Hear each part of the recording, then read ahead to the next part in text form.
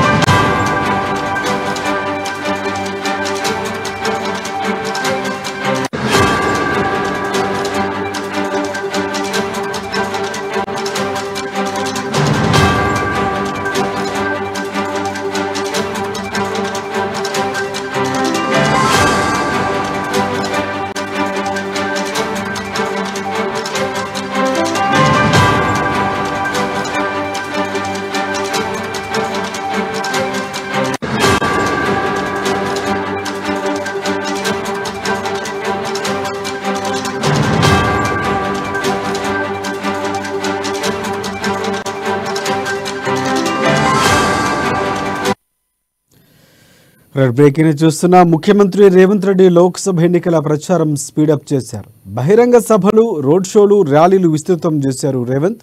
నిత్యం సుడిగాలి పర్యటనలతో ప్రచారం హోరెత్తిస్తున్నారు. ఎన్నికల ప్రచారంలో భాగంగా నేడు ఆసిఫాబాద్ జిల్లాలో పర్యటించనున్నారు ముఖ్యమంత్రి రేవంత్ రెడ్డి. ఆసిఫాబాద్లో జనజాతర బహిరంగ సభలో పాల్గొంటారు. సీఎం ఇప్పటికే ఈ సభలకు సంబంధించి స్థానిక నేతలు ఏర్పాట్లు చేశారు.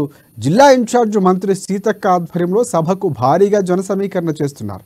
సభను విజయవంతం చేయాలని ఆదిలాబాద్ నియోజకవర్గ ఇన్ఛార్జ్ కంది శ్రీనివాసరెడ్డి పిలుపునిచ్చారు. ఆదిలాబాద్ నుంచి కాంగ్రెస్ శ్రేణులు భారీగా తరలి రావాలన్నారు. ఆదిలాబాద్ పార్లమెంట్లో ఆత్రం సుగుణ గెలుపు తథ్యమని ధీమా వ్యక్తం చేశారు కంది శ్రీనివాసరెడ్డి.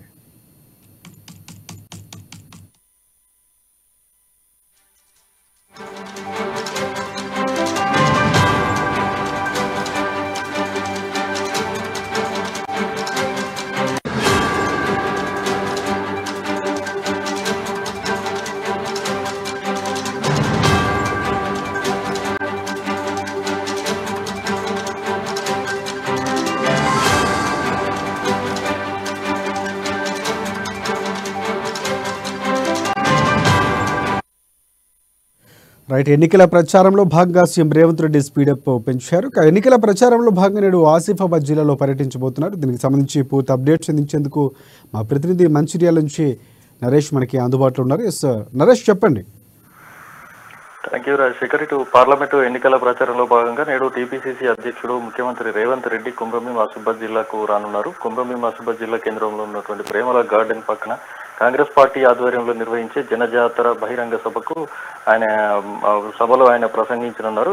ఆదిలాబాద్ ఎంపీ అభ్యర్థి ఆత్రం సుగుణకు మద్దతుగా ప్రచారం నిర్వహించున్నారు. మరి అసెంబ్లీ ఎన్నికలకు ముందు టీపీసీసీ అధ్యక్షుడి హోదాలో జిల్లాకు వచ్చిన ఆయన ప్రస్తుతం పార్లమెంటు ఎన్నికలకు ముందు ఈ సీఎం హోదాలో రానున్నారు. మరి ముఖ్యమంత్రి పర్యటన కోసం ఉమ్మడి జిల్లా ఇన్ఛార్జి మంత్రిగా ఉన్నటువంటి పంచాయతీరాజ్ శాఖ మంత్రి సీతక్క, ఇటు కుమ్రంభీం జిల్లా డీసీసీ అధ్యక్షుడు కొక్కిరాల విశ్వప్రసాద్ రావు ఆధ్వర్యంలో ఏర్పాట్లు కూడా పూర్తి చేశారు ఇప్పటికే. అయితే మధ్యాహ్నం 2:30 గంటలకు సీఎం రేవంత్ రెడ్డి జిల్లా కేంద్రంలో నిర్వహించే బహిరంగ సభలో పాల్గొంటారు.